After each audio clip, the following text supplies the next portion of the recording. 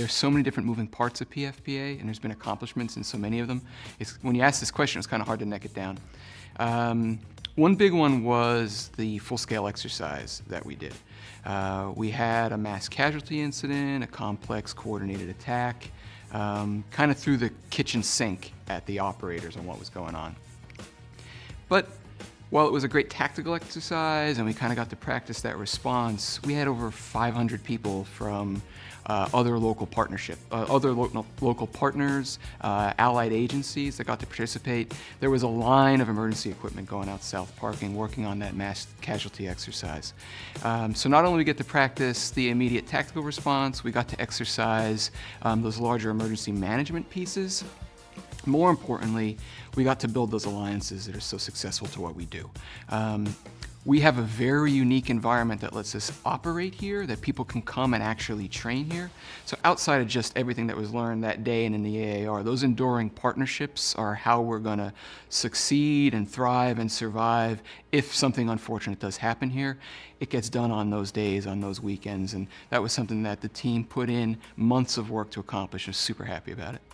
Well, one of the significant things, definitely in this calendar year, this fiscal year, is really the stand-up and actually the implementation of the Reform Management Framework.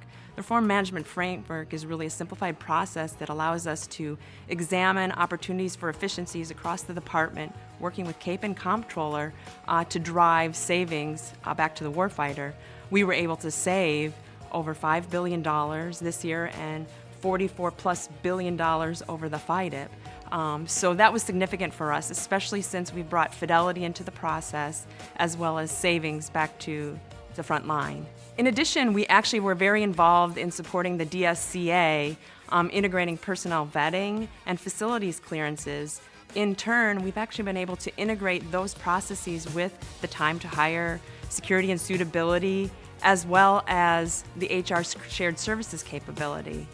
And then lastly, towards the end of the fiscal year 19, we very much were empowered, if you will, to support the defense-wide review.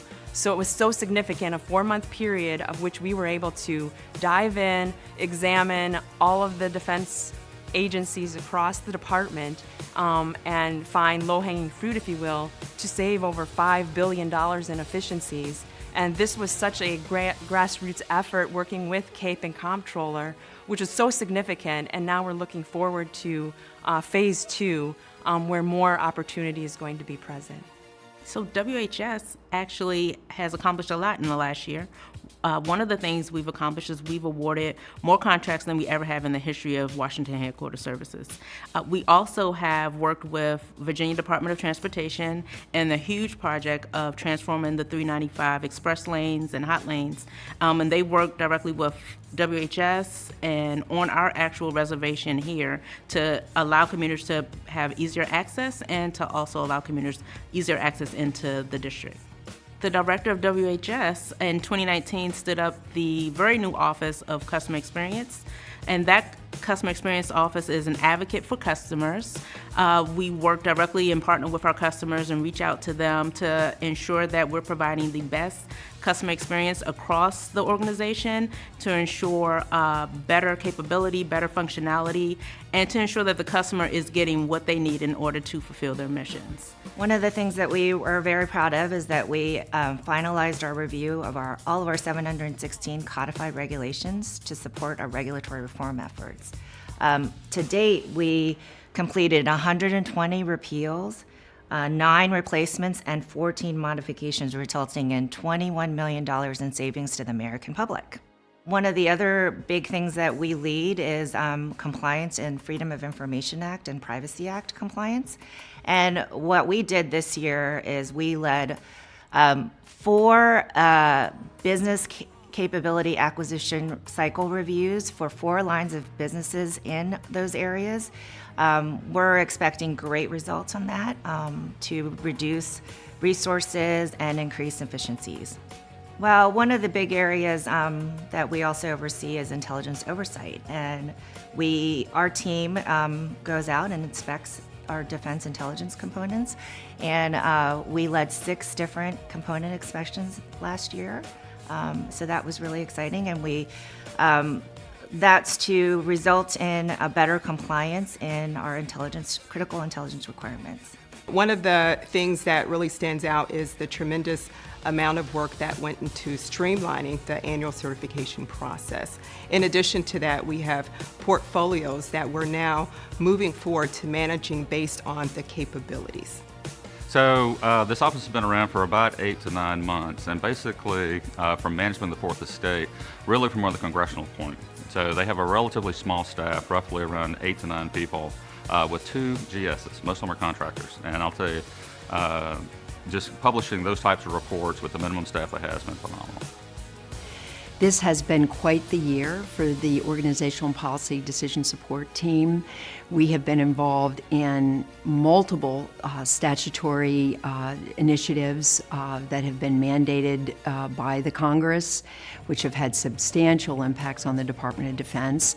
These include what is commonly referred to as the Section 911 actions, which involve the development of an organizational strategy, which the Secretary of Defense has just promulgated in late October of this year. It also includes the use and application of cross-functional teams. Secretary of Defense empowered cross-functional teams to his highest priorities, for which the Secretary has established multiple cross-functional teams in support of his National Defense Strategy, and of course the National Defense Business Operations Plan as well for the high priority initiatives. So that has included 8 major actions that the staff has supported both the Secretary, the Deputy, and the larger department on. Creating the new DoD data strategy, which we worked with all the chief data officers across the entire DoD to implement. And all of that is to really drive forward that data-driven culture where people are making decisions based upon what is being fleshed out in the data. I'm trying to have as much fun as I can. I can't say it's fun every day, but I think at the end of every day, if I walked away and we moved the ball just a little bit forward and we gelled the team a little bit more together, mission accomplished for me and for the headquarters staff. We have a small but mighty team. Our team works so well together. Even though we have lots of different compliance efforts, we work together and we recognize synergies and integrate our compliance processes, and we just have a fabulous team. So. We are having fun. WHS is an awesome place to work. The people are its best asset. The people, the diverse, their diverse backgrounds, that sort of thing, lend a lot to the culture of WHS, and also just a myriad of experiences, different backgrounds, different cultures, different types of people in leadership and leading teams is what makes WHS a great place to work, and it's one of WHS's best assets. What makes me laugh, I think the people I work with, when I walk in the office this morning, for example, the first person I see has always got a smile on their face, and we're all in it together. And that's what really empowers me to come to work every day, because of the people that I work with, both in my directorate and within the CMO. And then obviously across the department, there's so many great partners we have, and it's all about partnership. Whether it's with the military services, with the OSD components, it's so significant that we can move the ball forward together with a common mission for the greater good. There's only one word for the success of this staff, and that is the people. We are a very defense-in-depth staff, a staff that has been together. Many people have been in the organization for over a decade, some of us 2 and 3 decades.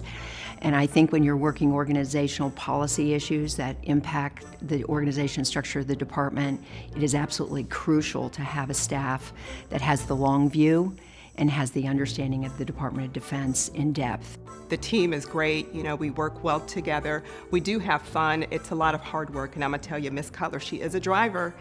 Yeah, no, I really enjoy, we have, kind of like an open office, so, we're always bouncing off ideas off each other. We have whiteboards everywhere, so, we're playing around with, different mathematical ideas we have, making good nerd jokes and, all that good stuff. So yeah, it is a blast to work with them.